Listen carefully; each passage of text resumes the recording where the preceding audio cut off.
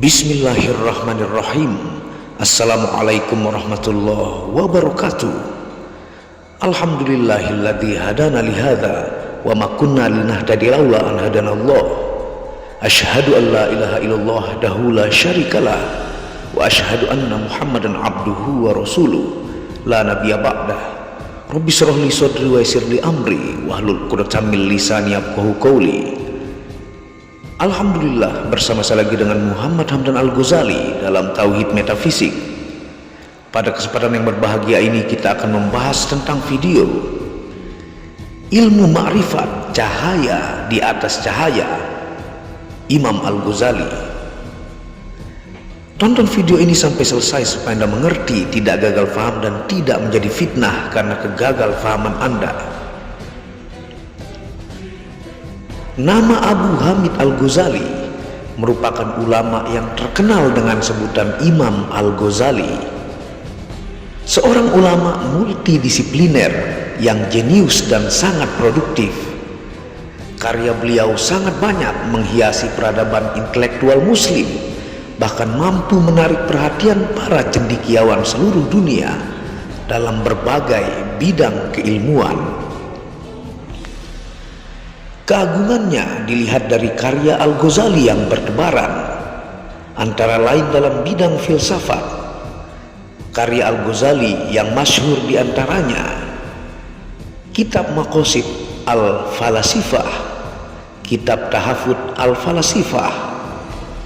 Pada ranah akhlak dan tasawuf, beberapa karyanya yang sering dipelajari yaitu Kitab Ayyuhal Walad, Kitab Bidayat Al-Hidayah, Kitab Mizan Al-Amal, hingga kitab monumental berjilid yaitu Kitab Ihya Ulumuddin. Dan masih banyak judul lain di bidang ini. Bidang tata negara dan politik Al-Ghazali pun tak luput menuangkan gagasannya seperti pada kitab Nasihat Al-Muluk, Kitab Mustaziri, Kitab Suluk Al-Sultan. Dalam hal fikih dan usul fikih, karyanya yaitu Kitab Al-Mustafa fil Ilm Al-Usul, Kitab Al-Wajiz Al-Furu'. Dalam bidang tafsir, Kitab Zawahir Al-Quran, Kitab Kimiai Sa'adah dan Faisal At-Tafriqah dan lain-lain. Yang fenomenal membahas tentang hakikat Tuhan adalah Kitab Mishkat Al-Anwar yang kita akan bahas.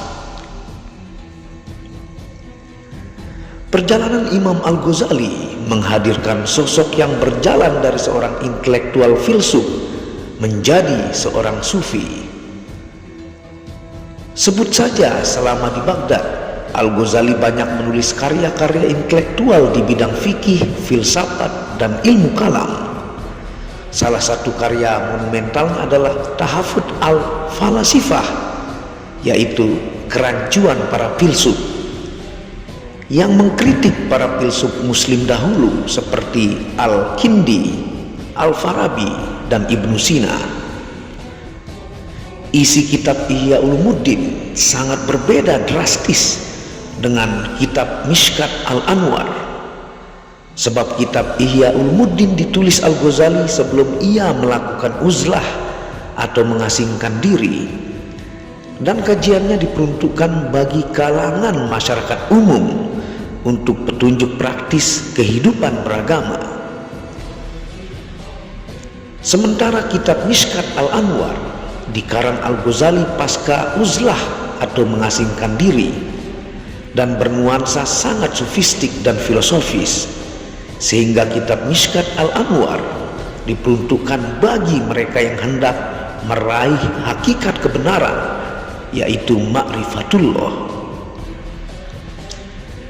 Makna cahaya di atas cahaya atau ayat cahaya oleh Imam Al-Ghazali. Kitab Mishkat Al-Anwar Al-Ghazali menjadi kitab tafsir atas ayat 35 surah An-Nur yang dikenal ayat cahaya. Kitab ini diyakini sebagai satu-satunya karya Al-Ghazali yang memperlihatkan sisi esoterik atau sisi dalam atau sisi hakikat mengenal Tuhan dalam Islam, ilmu yang mengajarkan metode mencapai kebenaran pengetahuan hakiki tentang Tuhan. Mishkat bermakna ceruk atau relung atau lubang kecil, sedangkan Al-Anwar adalah bentuk plural dari cahaya atau nur. Kitab ini merujuk pada penafsiran atas ayat Al-Quran yang berbicara tentang nur atau cahaya, seperti Allah nurus samawati wal ard, yaitu Allah merupakan cahaya langit dan bumi, dan membahas dalam tentang hadis yang menyatakan bahwa ada 70 tirai yang masing-masing tirai memiliki cahaya dan kegelapan. Jika seluruh tirai itu tersingkap, keagungan Tuhan akan tampak jelas terlihat. Pada bahasan kitab Mishkat Al-Anwar, proyeksi awal sesungguhnya Al-Ghazali adalah ketika muridnya yang bertanya tentang hakikat Allah, Tuhan pencipta langit dan bumi. Karena objek atau Tuhan yang ingin dijelaskan bernuansa metafisika atau gaib, akhirnya Al-Ghazali mengutip ayat 35 surah An-Nur untuk kemudian diterangkan dengan efik, yaitu tentang filsafat cahaya. Menurut Al-Ghazali, kebenaran sesungguhnya hanya mampu diraih dalam nur ilahi, atau dalam tafsirnya Al-Ghazali menjelaskan bahwa cahaya hakiki atau mutlak itu adalah Allah, dan cahaya selainnya hanya metafora atau majas, bias, dan tidak hakiki. Oleh karenanya Al-Ghazali menuturkan bahwa selain indera mata, keberadaan benda sangat ditentukan cahaya. Oleh karenanya tanpa cahaya, maka benda tidak akan pernah ada dan terlihat. Cahayalah yang sebenarnya membuat semuanya tampak dan terjadi, dan cahaya yang memanifestasikan benda sekitar. Singkatnya, az-zuhur atau terik siang hanya dimungkinkan karena adanya an-nur atau cahaya. Bagi Al-Ghazali, cahaya memiliki tingkatan sesuai persepsi orang yang memahaminya.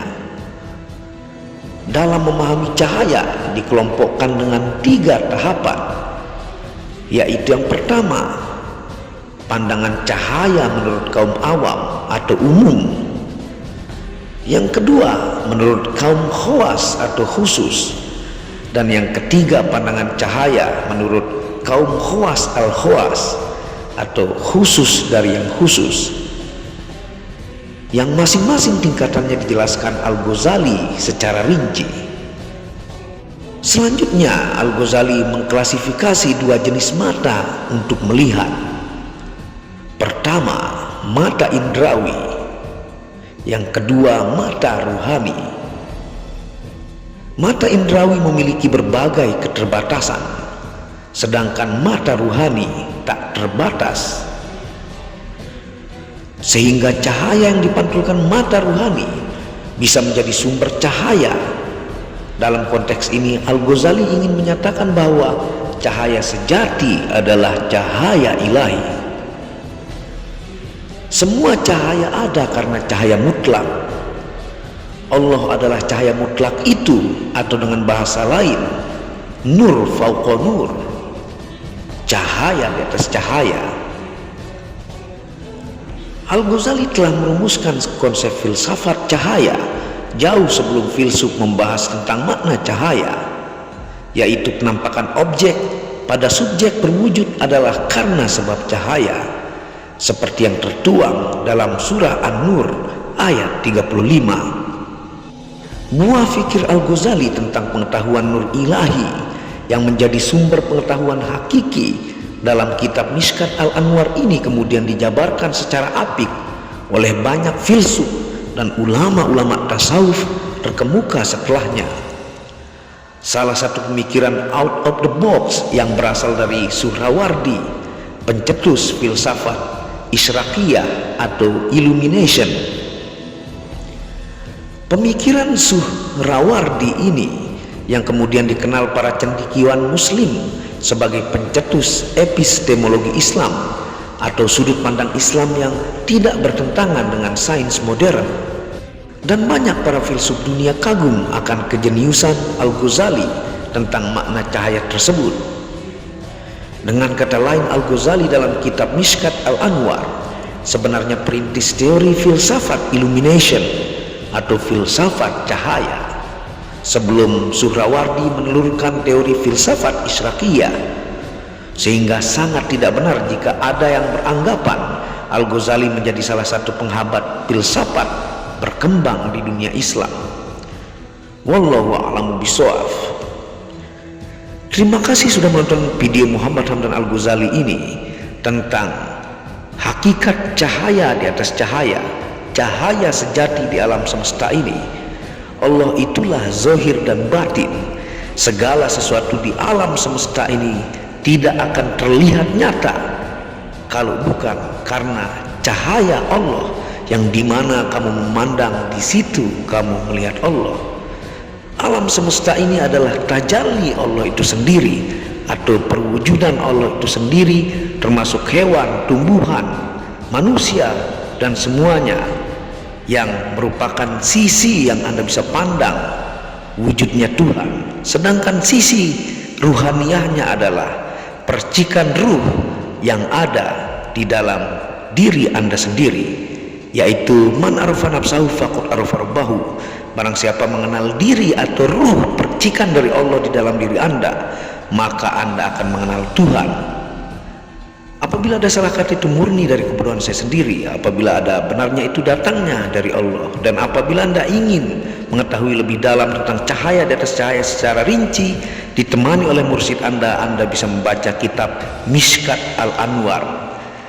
Dan dukung channel untuk mengembangkan dan klik tombol merah subscribe gratis dan lonceng notifikasi gratis, tidak ada ruginya. Wabillahi taufiq wal hidayah. Assalamualaikum warahmatullahi wabarakatuh.